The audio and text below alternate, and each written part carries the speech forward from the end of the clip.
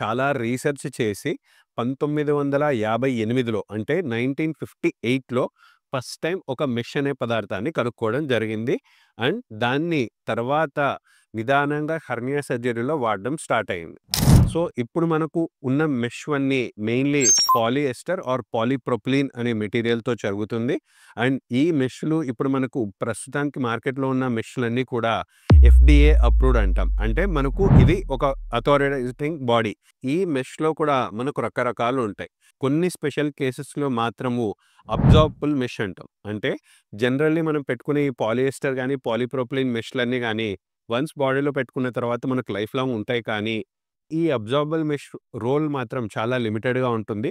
ఇది నార్మల్ హెర్నియాస్‌లో మనం absorbable mesh వాడము. ఇప్పుడున్న కాలంలో మనం వాడే మెష్‌లన్నీ కూడా నాన్ అబ్జార్బబుల్ అంటాం. అంటే కరిగిపోనివి.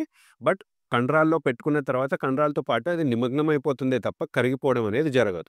ఈ మెష్ గాని, ఈ బయట నుంచి పెట్టుకునే ఇంప్లాంట్స్‌లో ఎప్పుడైనా ఇన్ఫెక్షన్ గాని, క్రిములు గాని ఉంటే మనం ఎన్ని కోట్లు పెట్టి యాంటీబయాటిక్‌లు వాడినా ఎటువంటి ఉపయోగం ఉండదు.